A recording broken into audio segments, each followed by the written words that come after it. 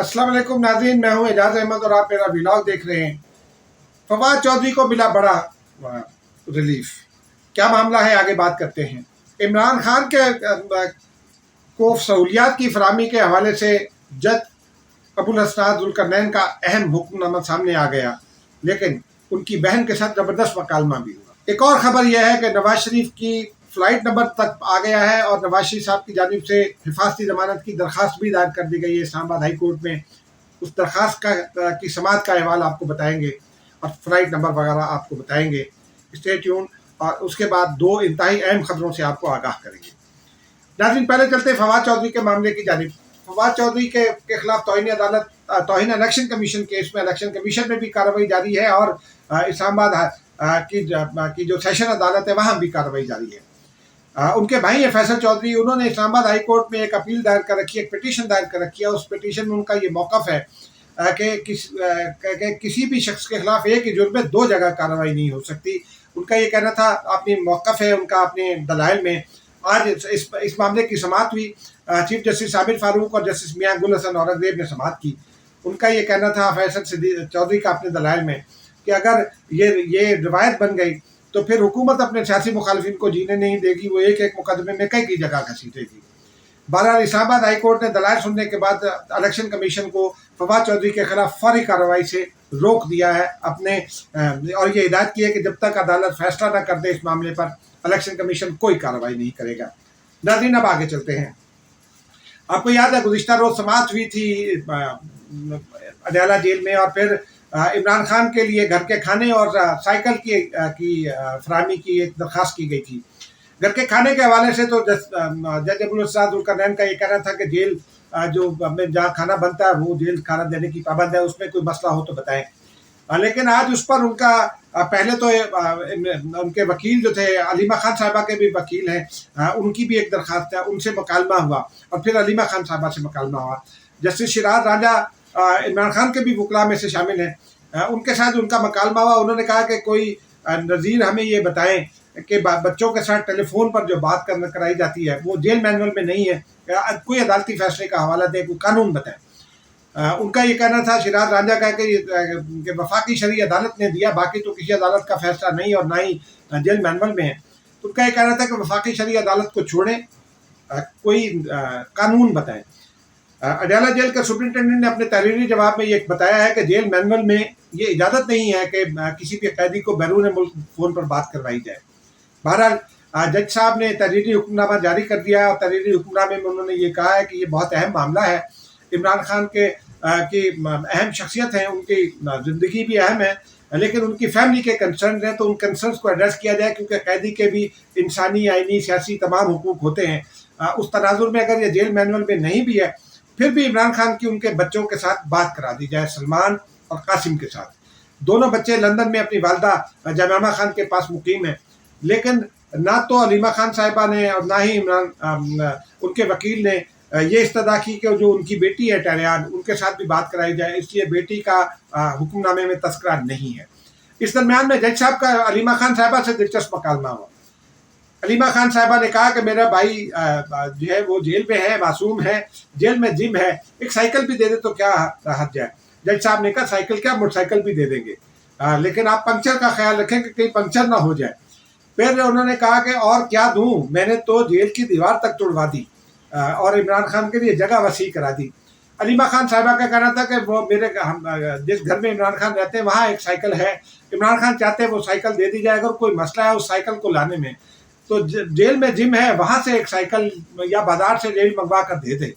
जज साहब का ये कहना था कि साइकिल जेल तक लाते हुए अगर कोई मसला हो गया फिर क्या, कौन जिम्मेदार होगा, कोई वारदात हो गई कौन जिम्मेदार होगा। अलीमा खान साहिबा का कहना था कि जेल तो आपके कंट्रोल में है साहब। बहरहाल जज साहब का ये कहना था कि आप अगर देखें तो मैंने जेल मैनुअल से हटकर और बहुत आगे जाकर इमरान खान साहब को के लिए सहूलियात दे दी हैं, अब आप मुझे बताएं कि और क्या दूं। उनका ये कहना था कि इमरान खान की ज़िंदगी अहम है, आप इत्मीनान रखें, सब कुछ दे देंगे सिवाय स्विमिंग पूल के। बहरहाल अब ये मामला फिर कल तक लटक गया, क्योंकि ये फैसला नहीं हो सका कि साइकिल दी जाएगी या नहीं दी जाएगी, लेकिन इम्कान इस बात का है कि कल साइकिल देने के अहकाम जारी कर दिए जाएंगे ताकि इमरान खान ورزش کر سکیں. یہ سائیکل ورزش کے لیے خاص قسم کی سائیکل ہے جو عمران خان استعمال کرتے ہیں. اسی طرح کی سائیکل ہو سکتا ہے پی ٹی آئی پیمنٹ کرے، یا ہو سکتا ہے عمران خان کے گھر سے منگوا کر دے دی جائے، یا جیل کے جم سے ان کو فراہم کر دی جائے. بہرحال ابھی اس معاملے کا فیصلہ ہونا باقی ہے. ناظرین، اب آتے ہیں نواز شریف صاحب کی جانب. آج اس بات کی تصدیق کر دی، اسلام آباد ہائی کورٹ میں بھی تصدیق کر دی گئی اور نون لیگ کی جانب سے بھی تصدیق کر دی گئی کہ نواز شریف صاحب ہفتے کو دن 1 بجے لینڈ کریں گے. ان کا جو فلائٹ نمبر ہے وہ FZ4525 ہے. اسلام آباد ایئرپورٹ پر وہ لینڈ کریں گے. 21 اکتوبر کو ہفتے کا دن ہے. اس حوالے سے آج عطا تارڑ کے ذریعے نون لیگ نے العزیزیہ ریفرنس اور ایون فیلڈ ریفرنس میں 2 درخواستیں اسلام آباد ہائی کورٹ میں دائر کر دی. اس حوالے سے ایک تو اطلاعات یہ بھی زیر گردش ہے کہ کل اٹارنی جنرل نون لیگ کے وکلاء اور کچھ عدالتوں سے متعلق اہم شخصیات جو ہیں وہ سپریم کورٹ نہیں، اسلام آباد ہائی کورٹ اور دیگر عدالتوں سے متعلق 1-2 اہم شخصیات بھی موجود تھیں. اس میں یہ فیصلہ ہوا تھا کہ آج یہ اپیل دائر کر دی جائے. وہ اپیل بہرحال آج دائر کر دی گئی. حفاظتی ضمانت کی اپیل ہے.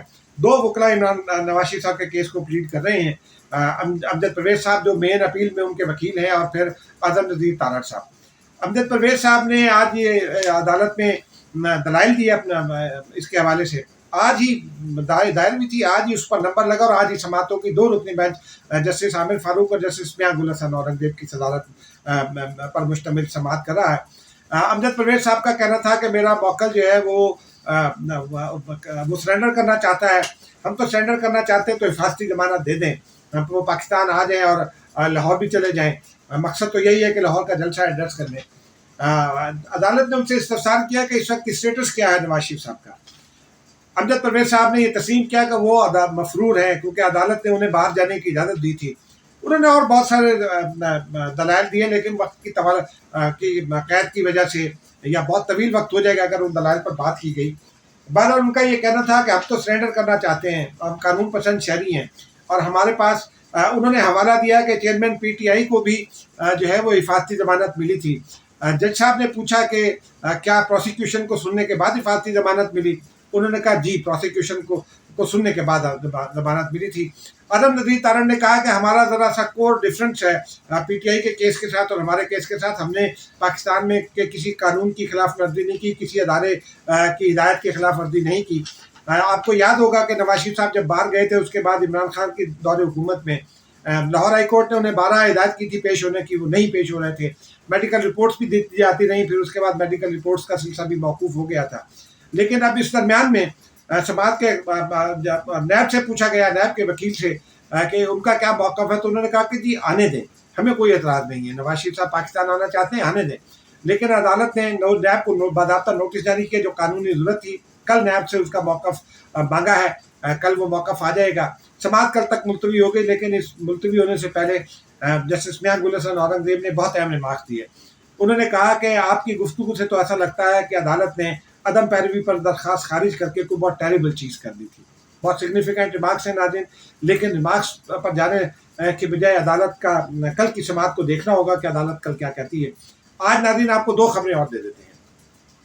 پہلی خبر تو پی ٹی آئی سے متعلق ہے کہ گزشتہ روز جو ان کا وفد ملا تھا، یہ کہانی تو سامنے آ گئی کہ عمران خان نے اسٹیبلشمنٹ سے مذاکرات اور سیاسی جماعتوں کے ساتھ مذاکرات کی ذمہ داری صدر عارف علوی پر ڈال دی ہے. یہ بھی تجویز دی ہے کہ اپنی سربراہی میں وہ ایک کمیٹی بنا لیں پی ٹی آئی ارکان کی جو مذاکرات کرے، اور یہ بھی یقین دانی کرا دی ہے کہ وہ اسٹیبلشمنٹ میں ہر کسی سے بات کرنے پہ تیار ہیں، سیاسی جماعتوں سے بھی بات کرنے پر تیار ہیں، اور سب لوگوں کو ساتھ لے کر چلیں گے. لیکن میری ذرائع یہ کہتے ہیں کہ صدر مملکت نے بھی کچھ جوابی شکوے کیے کل پی ٹی آئی کے لوگوں کی گفتگو سن کر. ان کا یہ کہنا تھا کہ میں نے اپنے منصب سے اتر کر عمران خان جب گرفتار ہوئے 9 مئی کے بعد تو ان سے ملاقات کی، اور میں ان کے لیے جو کچھ کر سکتا تھا کیا. آئین کا آرٹیکل 48(3) یہ کہتا ہے کہ صدر وزیر اعظم کی ایڈوائس پر آرمی چیف مقرر کرے گا. جو اہم جو اپائنٹمنٹس ہونا تھی، وہ جب ایڈوائس آئی تو میں نے لاہور جا کر عمران خان سے ملاقات کی، جو آئین کی خلاف ورزی کے زمرے میں آتی ہے ویسے. لیکن صدر مملکت نے میری اطلاع کے مطابق یہ بھی گلہ کیا تاکہ وہ پہنچ جائے، اور ان کا کہنا تھا کہ علیمہ خان صاحبہ نے پھر بھی باہر بات کر دی، لیکن تاہم انہوں نے یہ یقین دلایا ہے کہ وہ جو کچھ بھی ہو سکا ضرور کریں گے. عمران خان کے ساتھ ان کے تعلقات اچھے ہیں، وہ ان کی عزت بھی کرتے ہیں. لیکن ادھر میری ہمارے صدر کے ذرائع سے جب یہ بات ہوئی کہ کیا صدر مملکت کچھ کرنے کی پوزیشن میں ہے، تو ان کا کہنا تھا کہ صدر کرنا بھی چاہیں تو شاید نہیں کر سکیں گے، ضرور وہ کچھ کریں گے، کمیٹی بھی شاید بنا دیں. لیکن ان کا یہ کہنا تھا کہ صدر مملکت का तो अब ब्यूरोक्रेसी नहीं मानती, तो इस्टेब्लिशमेंट या कोई सियासी जमात उनकी बात कैसे सुनेगी, क्योंकि सदर ने बहरहाल अपने मनसब में पर खुद को खुद मुतनाज़ किया है। नाज़रीन, अब अगली खबर की जानिब चलते हैं। गुज़िश्ता रोज़ मुलाकात हुई थी 2 रोज़ पहले आसिफ अली जरदारी की और मौलाना फजल रहमान की। इतला ये है कि आसिफ अली जरदारी ने मौलाना फजल रहमान को अपने राब्तों के बाद उन खतरात से आगाह किया जो सियासी क़ुव्वतों के ख़ास तौर पर पिछली हुकूमत के इत्तेहादियों के दरमियान जो इस वक्त की सूरत हाल है, अगर वो मज़ीद खींचातानी में चली गई या लड़ाई में तब्दील हो गई तो उसके नतीजे में क्या हो सकता है, जमहूरियत को ख़तरा हो सकता है। आसिफ अली जरदारी ने यह पैगाम दिया।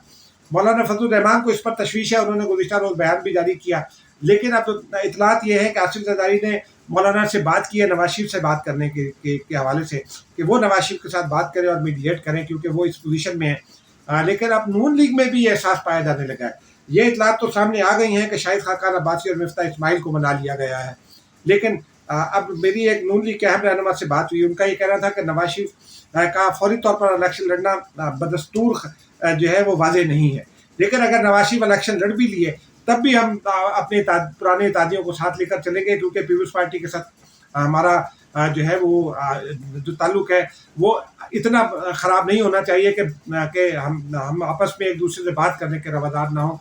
इतना यह है कि नून लीग अगले दिनों में आसिफ अली जरदारी के साथ कुछ मैसेजिंग करेगी और मामलात को ठीक करेगी। नाज़रीन, अब मुझे इजाज़त दीजिए, खुदा हाफ़िज़।